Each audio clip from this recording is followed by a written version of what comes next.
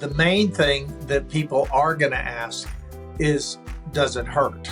Is it going to be uncomfortable? I can't always say no, but I can say that I'm going to do my best to keep them comfortable.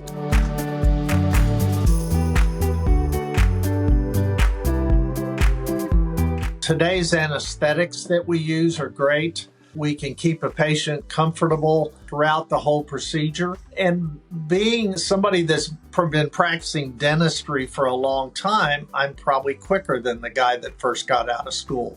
So that helps.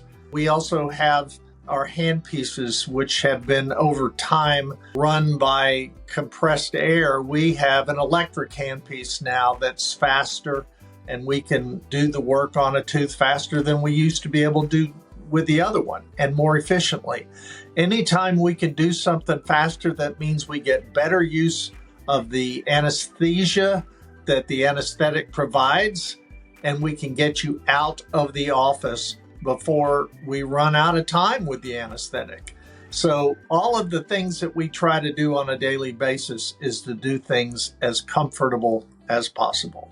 If you get a tooth removed, we not only verbally give you instructions, we also show you a video of the instructions, because we realize people learn in many different ways, and we want to try to hit all those different ways.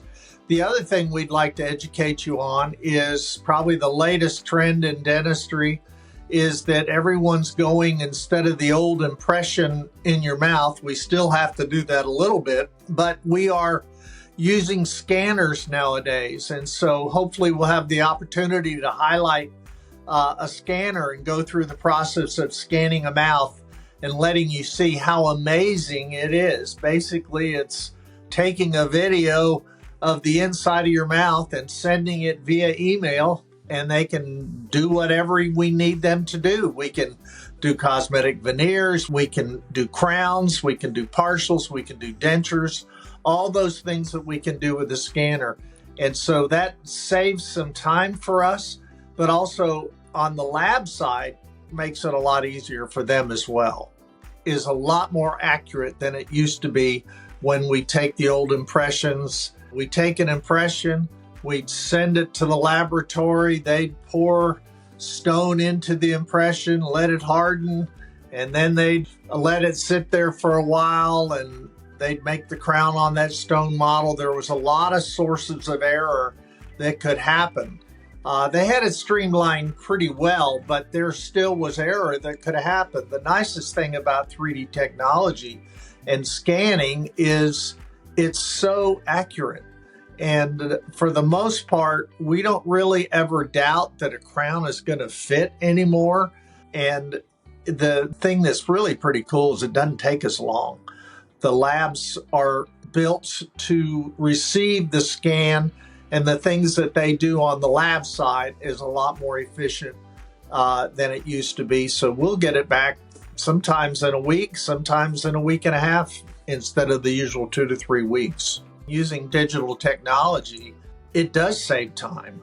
And one of the things that I am proud of is that I stay on time.